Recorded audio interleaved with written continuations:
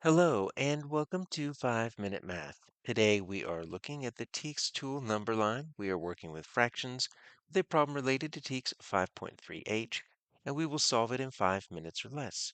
If you haven't done so already, please go ahead and take a moment to pause the video, work this problem out on your own, unpause it, and we will look at our answers together. So we've got two models here, tomatoes and peppers, and we are looking for the total fractions. That means we're going to add here of tomatoes and peppers combined. So really what we need to do is we need to add those two. We need to take our tomatoes and we need to take our peppers. Now there's a few different ways we can do this. We can do this just algorithmically, and I'll show you that, but we can also do this with a number line. And so what I want to do is I want to draw a number line over here, and I'm going to need to partition it a few different ways just to make sure I've got everything that I need. So I'm going to start with the tomatoes. Right, tomatoes, I've got two shaded out of three, so I'm going to call this 2/3. So what I want to do is I want to break up my fraction bar into thirds, right? So that's going to be my best estimate of thirds. There's my 1/3. There's my 2/3. Now, what we also have here is we've got 1, 2, 3, 4, 5, 6. Okay, we've got 1/6. So really we're looking at 2/3 and 1/6. So I also need to take this fraction bar and cut it into 6. Now I could easily do that because of the relationship between 3 and 6. So if you know that 3 times 2 equals 6, then you can take this fraction bar and you can cut each of the thirds into half. That's not exactly half. I didn't space them out as evenly as I could have, but let's just go ahead and imagine this. So what I've done is I've cut each of the thirds into half, and now I've got sixths. So watch. I've got 1/6.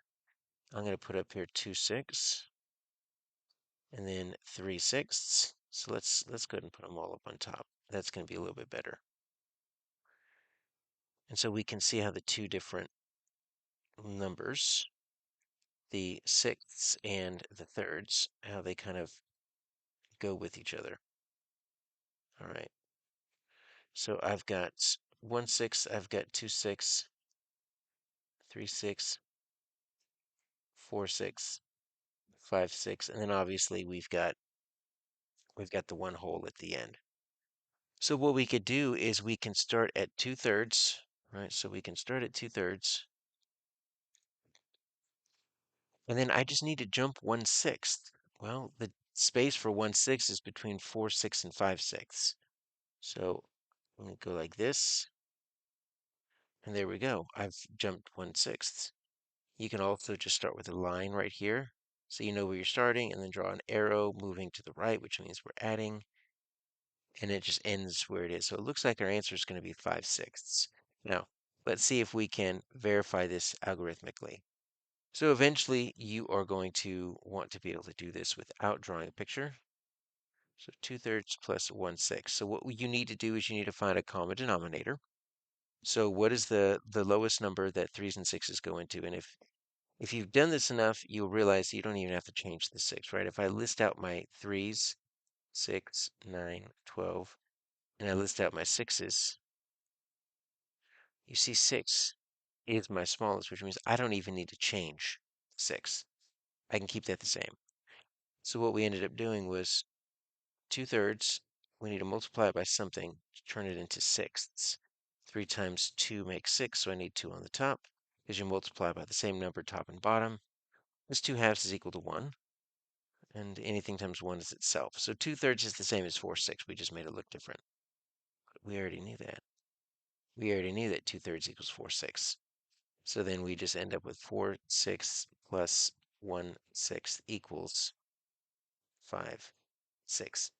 We could also do this on the picture. We can turn this into sixths by cutting each into half, right? And I've got 1, 2, 3, 4, and then I've got my 5/6. So our answer here is C.